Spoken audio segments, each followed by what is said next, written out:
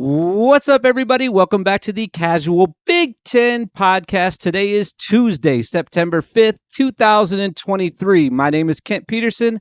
I'm the host of this show, and on today's episode, we're going to talk about everything that happened in Week 1. We're going to wrap up all the games. We'll go on a little tour around the Big Ten, talk about each team, who looked good, who looked bad. Did we get any questions answered from the offseason, or are there more questions after Week 1 going into Week 2? We're going to discuss that. If you're watching this on YouTube, please hit the subscribe button. If you're watching this or listening to this on a podcast app, go ahead and hit follow. Why not? You don't want to miss a second of the action. We're in full swing of football season. And what does that mean? Well, for the podcast, it means that we're going Monday, Wednesday, Friday, starting this week. Even though this episode's coming out on Tuesday, we'll go Wednesday tomorrow. I'm coming right back at you guys with the Kickstarter for Week 2. And then, of course, we got Bet Big coming out every Friday with the boys that were in town this weekend. B1G Willie, a.k.a. Wilson. And then Bet Big Brad, a.k.a. what my kids called him, Braddy the Batty. They thought that was hilarious. Not in a nice way. They were saying that he was bad at everything. That's why they were calling him Braddy the Batty. So we'll have Braddy the Batty back on Friday with Wilson, talking about all those games. And like I said, Monday, Wednesday, Friday, starting next week. I know I'm a little behind this week. I just took them back to the airport this morning, so I wanted to take Monday and just hang out with them and then get right back into it Tuesday. But starting next week, it'll be Monday, Wednesday, Friday. We're into it. We're into the season, and I don't want anyone to miss a second of the action. Let's get into these games, though. Let's talk about what happened this weekend. We had the perfect schedule. The perfect schedule for the Big Ten this week. We had a game on Thursday night. We had a game on Friday night. 8 games on Saturday, and then a little dessert. Rutgers versus Northwestern on Sunday afternoon. What a great way to start the year. It was awesome. It was exciting. There was a lot of drinking taking place at my house with, like I said, Braddy the Batty and Big Willie. Man, we just had a great time watching all these games and, just trying to figure out what's going to happen this year. And it all started on Thursday night. Minnesota, Nebraska. Final score was 13-10. It was a great way to start the Big Ten season, especially because it was Big Ten West. And everything on Twitter just kept saying, we got the same thing we got last year. The Big Ten West is Big Ten Westing once again. Great defenses, or was it bad offenses? Who knows? We saw a very low-scoring game, which to me just got me so excited about the rest of the year. I love those defensive battles where one play can just swing the entire game, and that's exactly what happened in this game. In my opinion, though, I thought that Minnesota won the game. Now, listen, that's what you want to do to start Week 1. You want to win the game, obviously. You want to win every game. But especially in a home opener against a team that's bringing out a new coach in Nebraska with Matt Rule. They got a lot of hype coming in. They're going to be different. They're going to look better. And I thought that they did. I actually thought Nebraska looked pretty good in most phases of the game. They ran the ball really well. They defended really well. It felt like even though Ethan Kalika-Manis was making some big throws and he was in some big-time spots, especially on some third downs there, it felt like Nebraska's defensive backs were doing pretty good for the most part in this game.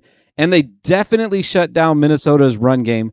I was really surprised to see that Bryce Williams and especially Sean Tyler, who I heard so much about this summer, basically got bottled up. In fact, I should look that up, how many yards Sean Tyler had while I'm continuing to talk.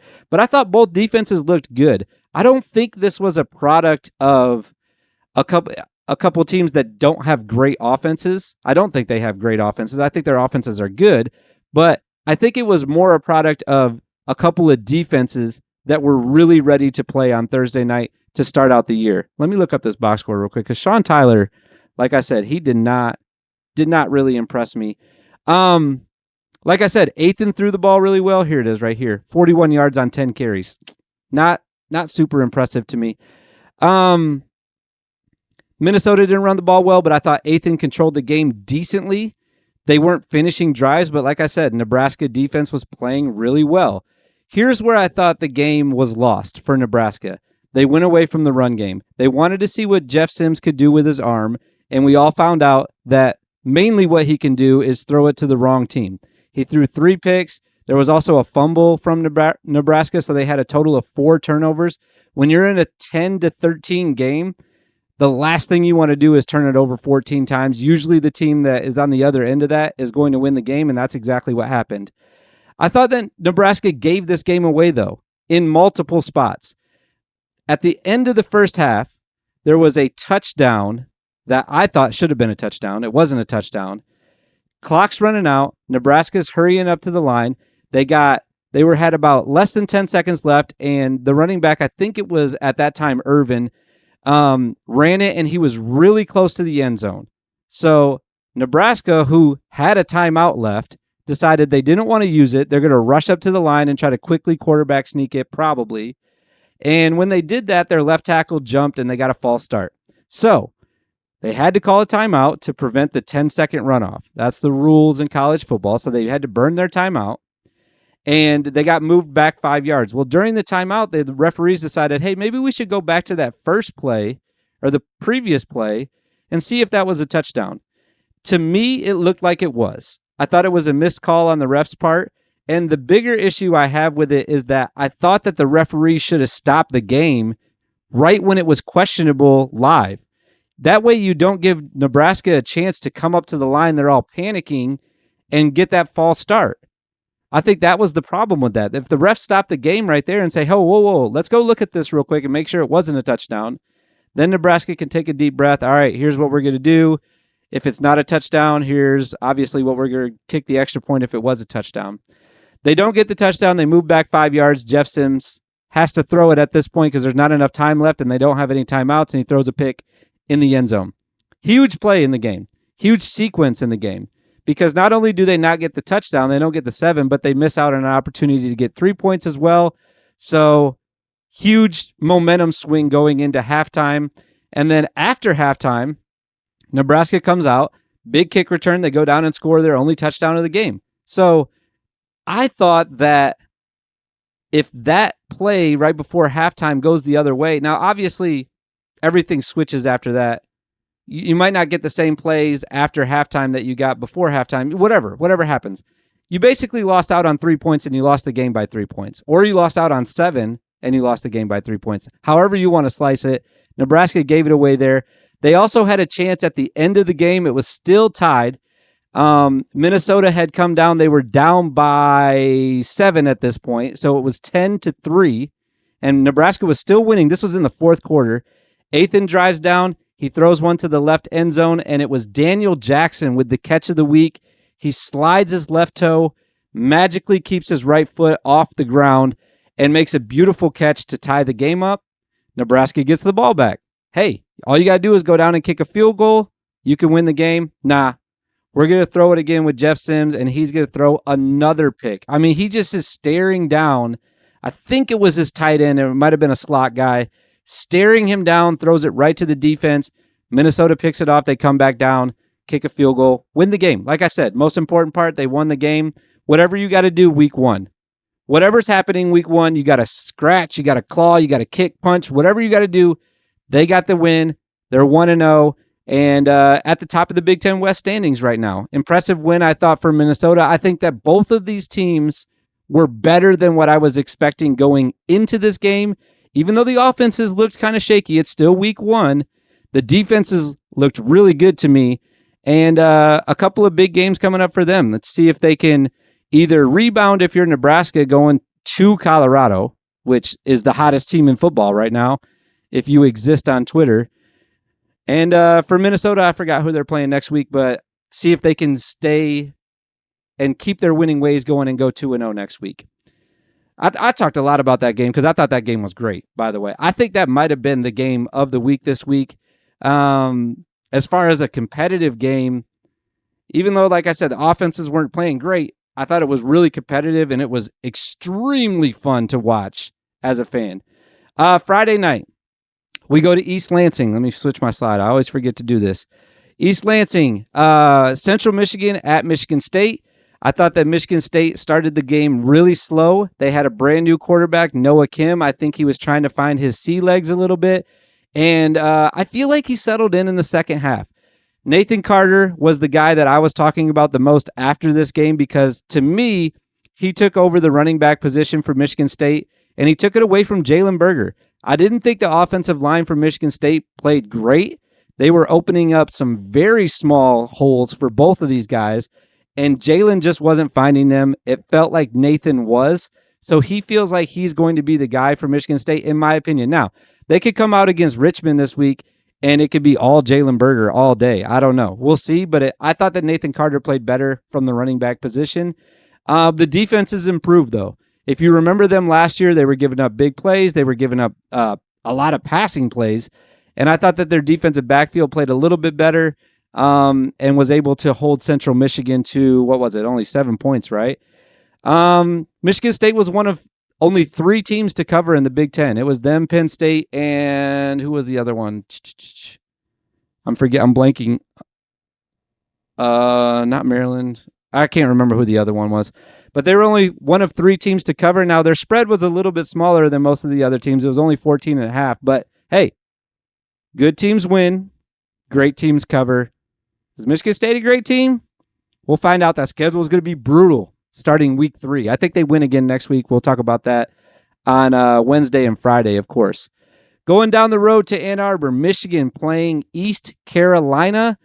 This game was not really entertaining to me because I thought that Michigan was in control of the game pretty much the whole time. I was a little surprised that ECU did so good shutting down Blake Corum. I thought he would have a bigger game, and Donovan Edwards for that matter. I think that Michigan will be able to run it more in the following weeks because they'll have Coach Harbaugh back. And listen, when you have no offense, no defense, but you do have a couple of we-fences, anything can happen. Because, we-fence is like way better than offense or defense. And when you got a we-fence on both sides of the ball, I mean, watch out. Watch out for Michigan when that we-fence gets out there this Saturday. JJ looked good. He threw the ball well. I think that his pocket presence looked really good. But again, it was ECU, and I think they were a little bit keyed in on the run, so they kind of had to throw it. But he had a good game. And then one of my favorite parts of the game was ECU kicks a meaningless field goal as time is expiring. It's one of my favorite things in college football. We're not going to get shut out. We're going to kick 3 right here. It's going to look a little bit better on the scoreboard. I love it. I love it by ECU. But Michigan wins, and like I said, I thought they looked okay. I was expecting them to look a little bit better. But I thought that they looked okay, and their starters didn't play most of the second half. So, I mean, a convincing win right there. On at the same time, on Saturday, was Iowa versus Utah State. Iowa picks up the win, 24-14. It felt like it was going to be a rout in the first quarter. Cade comes down and throws 2 touchdown passes, like within, I think it was like the first 8 minutes of the game. Red hot coming out. It looked like Iowa was going to walk all over them. And then they finished the game and they're still under the Brian Ferentz average of 25. He could not have been happy about that, especially because it was 24. The spread was 24.5. You heard Wilson talk about it last week saying that I don't think they're even going to score 25 points, and they didn't. So my takeaways from this game were, like I said, Cade looked really good at the beginning. I thought that Iowa went away from giving him a chance to shine the rest of the game because they felt like they were kind of in control, and they went back to the old Iowa from last year. Let's run the ball. We're going to get stops on defense. It's not a big deal. So I didn't love how they played the rest of the game throughout this, I would say, second quarter on, really. I thought that they could have really put this game away if they let Cade cook a little bit more, but that's just something that they're going to have to figure out in the next couple of weeks. Caleb Johnson got 1 touchdown, but he just had an average day overall. Once again, against an opponent like this, just like I was talking about with Michigan, I was expecting the running backs to take over a little bit more, and like Caleb, I was expecting him to have a huge game, and it was just okay. That's how I'm going to rate his game. It was okay. He got his touchdown, and I don't remember how many yards he got, but he had an okay game. I expect him to do more. I like Caleb Johnson. I'm expecting a lot more out of him in the next couple of weeks. At the same time, all 3 of these games, we had Michigan, you had Iowa, and you had Purdue and Fresno. Now, YouTube TV is what I'm rolling with this year. I love it. I love YouTube TV. They've been solid. I used to have Hulu and it was a joke. They would like drop games all the time and it used to just piss me off all the time. But YouTube has this function. It's like kind of going back to the 90s when picture-in-picture was invented. But they have it where you can watch multiple games at the same time. And I have it where I can have 2 TVs in my living room at the same time, which is nice. So I had one TV with the Michigan game because it was on Peacock. So that was the only thing we could watch on that TV, which not even going to go down that road, but I didn't love Peacock. And then on the main TV, I had the YouTube with like 4 games on. I think it was Colorado, TCU, and then Purdue and Iowa all at the same time. I will say, though, YouTube, if you're watching this, which this is on YouTube, so somebody, I know Big Brother's watching this, let's make it so that we can choose which games we have on in this like triple, double, or quadruple box that we have on the channel, because I would have liked to pick the games that I had on. Like some of them had like Iowa and then some of them didn't.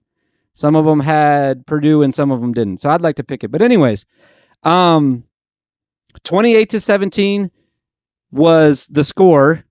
And I thought Purdue was going to win the game. I believe that was in the second quarter. Sorry, I'm reading my notes a little bit backwards here. I thought they were going to win the game, and then Purdue kind of blows it. They give up a lot of big plays. They give up a couple of scores to Fresno. Fresno comes back. They get the win 39-5. Once again, Purdue had a chance at the end of the game to come back down and score again. I think they had a turnover to finish the game. But if you're looking for positives, I thought that Hudson Card looked pretty good. Every time I saw him throw the ball, it looked pretty accurate, pretty strong. And if you're looking for negatives, I thought that Purdue's defense didn't look good. And you have Ryan Walters now, who has hung his hat on defense. He's made his name off defense. And then you come out in this first game and you're playing Fresno State and you give up 39 points. That's not good. If that's what you were expecting, I wasn't. I was expecting the defense to look a little bit better. I have more questions about Purdue than I have answers. I went into the week not knowing what we were going to get. I think even Purdue fans would say, I don't know what we're going to get out of this team. I thought they did well offensively, pretty much the opposite of every other Big Ten team that I watched this weekend. Really well offensively. I mean, you scored 35 points. That's great. And then you gave up 39. Really bad defensively, and that's not really what I was expecting, like I said. So what is is the defense going to improve? Ryan Walters said that there's going to be a huge improvement from week 1 to week 2. We got to see it. Got to see if the defense is going to get stops and then see if the offense can keep clicking and score like they did this opening week. We move on to the 3:30 games. I've been talking a long time already. We had Wisconsin and Buffalo. I probably watched this game the least out of all of them, and I'll touch on this again towards the end of the show if anyone sticks around for that whole part. I just learned, though, as I was watching kind of a little recap of this game, my guy Shamir Dyke is what I've been calling him. It's pronounced DK, and nobody has corrected me on that. They just let me call this guy Dyke for the last year. Even put him on my guys list for 2023. But Shamir DK had a big touchdown catch. That's what actually gave Wisconsin the lead. It was tied 7-7. They got a lead right there. They kick a field goal after that, and then the game was pretty much over. So it was 17-7 there for a while, and then it just felt like Buffalo was never going to come back. Wisconsin ran the ball really well. I saw, what was his name? Chaz Malusi actually had the first touchdown for them, so he got the ball. Braylon Allen was running the ball well. I thought that Wisconsin looked pretty good. But they were playing Buffalo. So once again, it's all this week 1 stuff where there's some inferior opponents. My question marks, once again, I know I keep saying once again, I'm leaving this week with more questions. Is this a real Wisconsin offense? Are they going to be able to put up 38 every game? Or was it Buffalo? I have more questions than I have answers. I'm going to be honest, I didn't see the defense play as much. I was kind of more locked in on the offense when Wisconsin was on. So I'll be more locked on with that next week when Wisconsin plays again. I'll take a closer peek at their defense and see how they're doing. Another game on at 3:30 was Maryland versus Towson. This game was never in question. I thought that Maryland could have won by a lot more. They probably could have scored 50, I think. I'm going to pat myself on the back just a little bit. I told you that Corey Dyches was going to be the guy receiving-wise for Maryland, and he led them. He had 6 receptions on 6 targets. Sure-handed as hell. Scored a touchdown. Sure-handed as hell. He had 108 receiving yards. He's my guy for them. I love Corey Dyches. I think that he's actually might be building up a little bit of NFL draft stock. I know I don't talk about that as much as a lot of other podcasts do, but I think he could play in the league. His receiving talent is just so good. And like I said, there's so many new guys at Maryland. I said this a few weeks back that Leah, I saw them tweet that they call him Leah instead of Tualia, but I think Leah is always looking for him. So I think he's going to have a big year. His over-under was set at 7.5, and I think he's going to crush that. This was a ho-hum game for me, though. Maryland's they're always under the radar because they're buried in the Big Ten East, but they are decent. Just like last year, they're going to be decent. You don't want to play Maryland. No one's going into Maryland, and I don't think anybody this year, not even Ohio State, is going into Maryland in that game and saying, this is an automatic win. They're going to be tough. They're going to be tough to beat. Speaking of Ohio State, probably the most talked about team this weekend as far as how bad they played, really. I mean, they won the game 20-3, but they're playing Indiana. Indiana, they have their new revamped defense. Thought it looked pretty good. I thought their defense against the run looked really good. They were extremely, extremely active in the backside of the defense. I thought that they gave Kyle McCord fits. They were mixing everything up. People give Tom Allen a ton of shit just because he looks funny, but I thought he had a great game plan going into this game against there's so much going on at Ohio State. It feels like I could talk about them for the whole episode, but is Kyle McCord the QB1? I think so. And even after this game, I pretty much know so. But why did Devin Brown come in the game for a series? And also, why is he wearing number 33? That's freaking weird. So it just feels like they're kind of still figuring stuff out with their quarterback. And then it really feels like they're trying to figure stuff out with their running back. We've talked about Trayvon Henderson and we talked about Mayan Williams a ton this offseason. These were 2 guys that were on my top 25 running backs list going into the season. And I think I might have been wrong about that, especially from the Ohio State perspective. And there's another guy that agrees with me. His name is Maurice Clarett. You guys remember him? He quote tweeted my guy, Mr. Ohio. He follows me. We follow each other. We're both on Twitter, big time. But Mr. Ohio tweeted a video clip of Chip Trayanum. And if you were watching the Ohio State game like I was, Chip Trayanum looks like he is the best back at Ohio State right now. He ran the ball freaking hard. He looked cool when he was doing it. He had black and white cleats on, which made it look even better. And he said RB1 Chip Trayanum. This was Mr. Ohio. And then Maurice Clarett quote tweeted it. He said, if you run the ball, these are RB1 reps. You can build around this. The eye in the sky don't lie. And then Beanie Wells, who also played at Ohio State, a little bit of running back in his day, said facts. Commented back and said facts. So we got 2 alum, basically legends at Ohio State, I would call them. Didn't they both win a natty? I'm not sure if Beanie Wells did. And then Maurice replied back. He said, well, I know you know. Hard to explain to people who don't know what they're looking at. Chip would go down as a great if they made him number 1. Forget the politics. That Joker's the real deal. And just so much to dissect from that tweet right there because I didn't know that there was politics involved. I knew there was politics involved in college football, but I didn't realize that it was involved with this situation with Henderson, Williams, and now Trayanum. I watched the game too. I saw the same thing that Mr. Ohio and Mr. Wells and Mr. Clarett all saw. I said it during the game. I said, he's the best running back. And you know what? I never ran the ball, Maurice, but I knew what I was looking at. He looked like the best back. I think he should be the lead back for them and just give him the ball constantly. He was running the ball freaking hard. And like I said, looked great doing it. Indiana's defense was a little bit better than I expected. It looked revamped. They might steal a few wins here late in the season, but you're not going to steal one against Ohio State. And once again, like I said with Minnesota, Ohio State wins the game. They're 1-0. They get to go back and they have something on film that they can watch now and say, hey, this is what we're doing well. Maybe even the coaches are seeing what we're seeing. They're seeing Chip running the ball, and they're like, we should probably give him some more carries next week. And I think that Ohio State's going to get even better. And Jackson for Indiana, that was the last note that I had. Thought he looked okay, but they could not finish drives. They just couldn't score, so you're not going to win many games, especially against Ohio State when you can't score. All right, the next one I have on my list. I still think I have this out of order. Had it out of order on Friday as well, but that's okay. Excuse me. Let me get a little drink of water here. Penn State versus West Virginia. Penn State wins the game. Penn State was one of the teams that covered.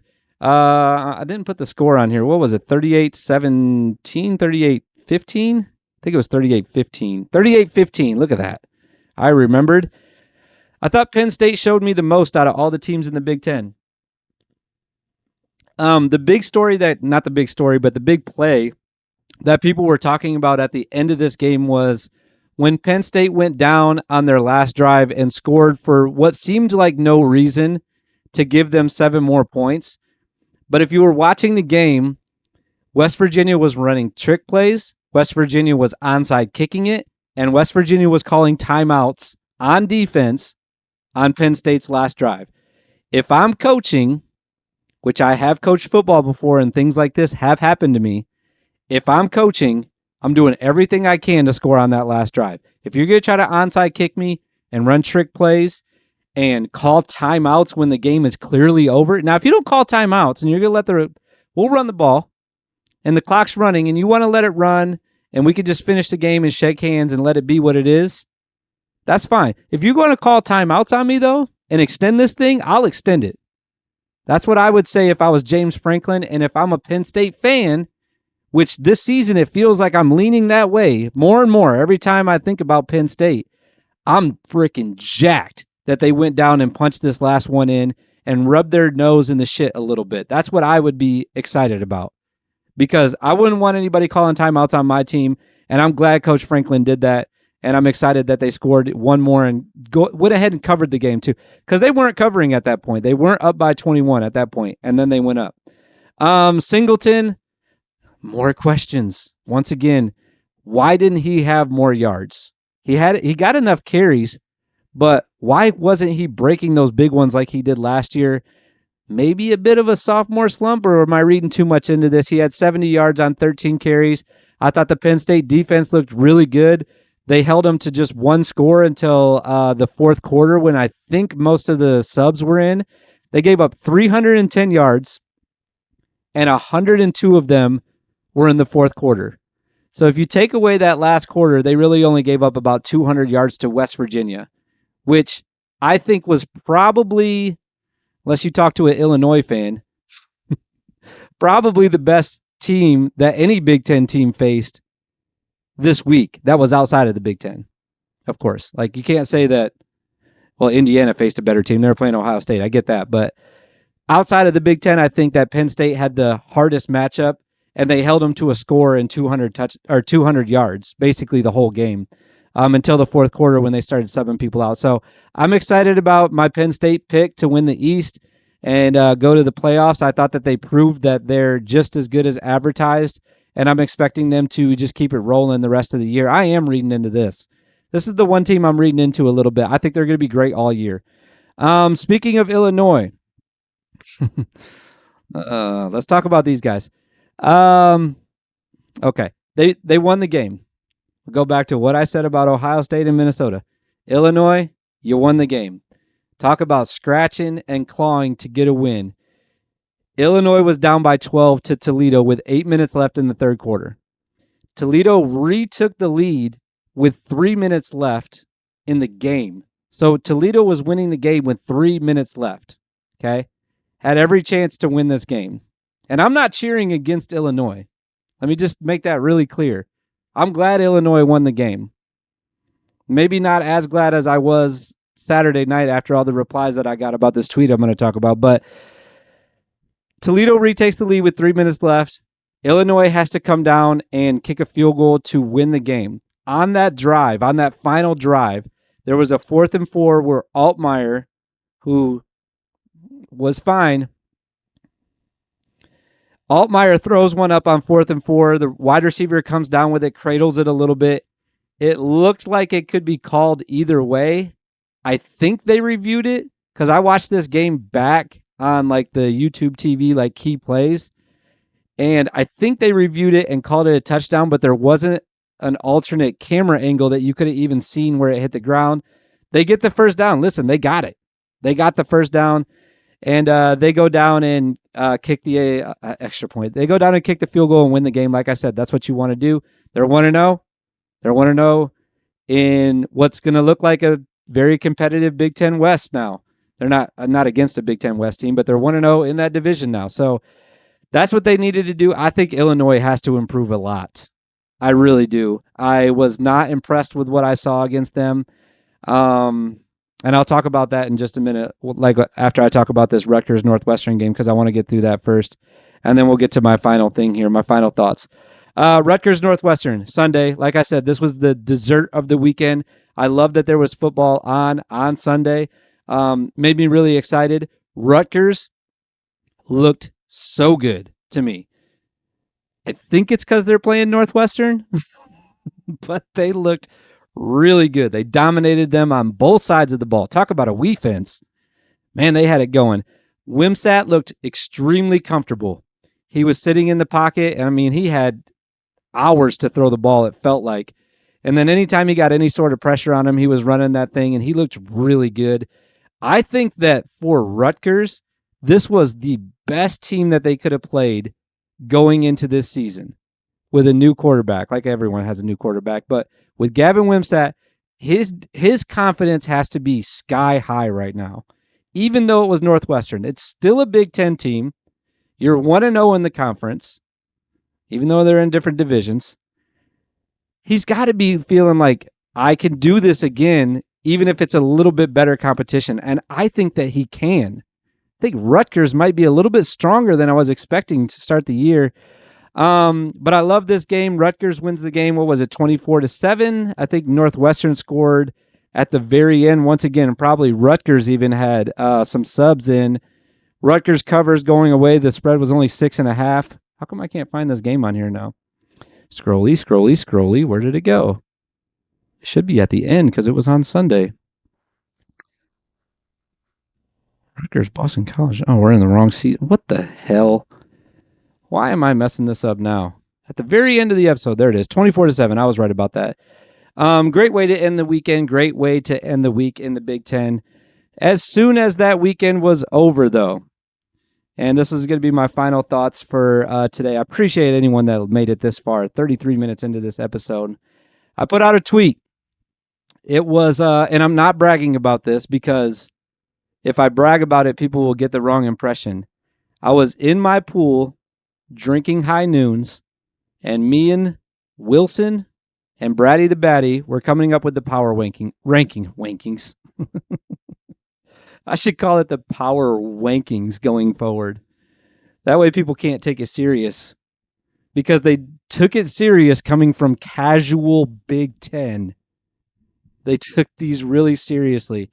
But I just put out this tweet and I knew that it would get a little bit of interaction because if you're a fan of anyone, and I've talked about this before, and you rank your team anywhere on any list, if someone's ahead of you that you don't think should be ahead of you, you're going to say something about it.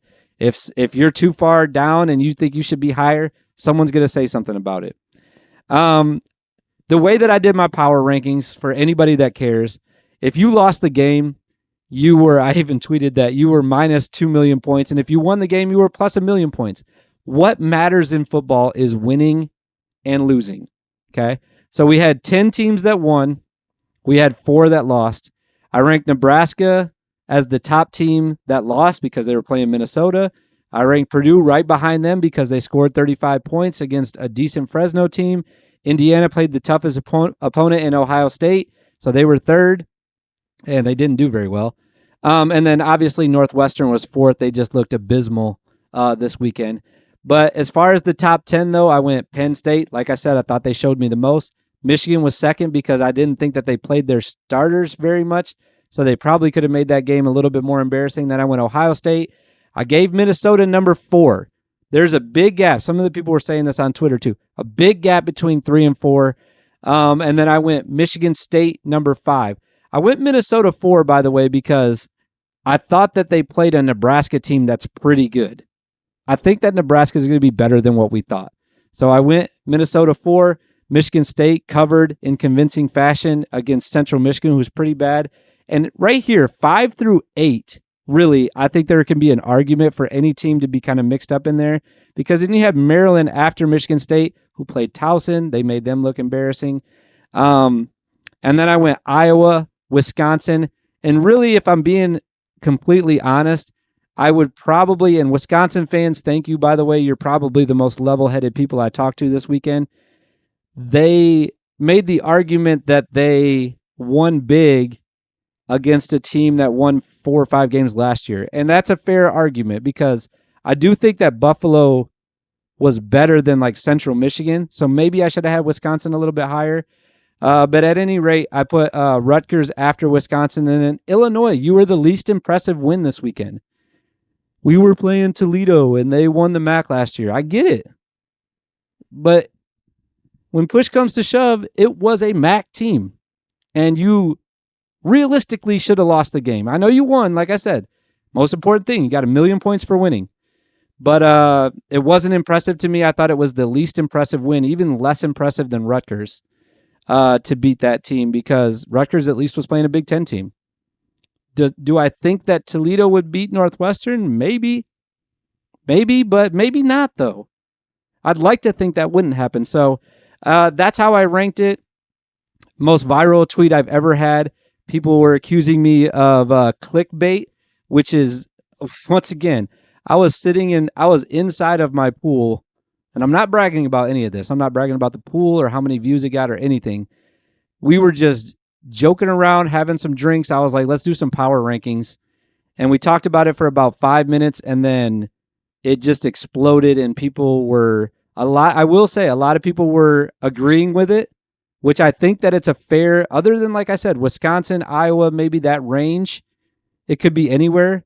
A lot of people thought it was fair, but most people that were fans of their team, especially Illinois, like I said, were very critical. We'll just put it that way. But I love you guys all, everyone that's following me on Twitter. I appreciate it. Make sure you subscribe to the YouTube, like I said. Appreciate everybody that's been following along. If you're not already following on Twitter, go do that. It's at Casual Big Ten. I'd love to hear from you guys. Any replies on Twitter? I'll be putting out the lines for Bet Big on Friday, probably tomorrow. And anybody that replies to that tweet will be read live while we're recording. I thought I just heard some music. I guess that was my chair squeaking. While we're recording the episode, we will read all your comments and respond to them for Friday's episode. We're back. We're back. That's what's going on right now. We are totally back right now. I'm just excited that football is back. I'm excited for week 2. I'm happy to see everybody in week 1.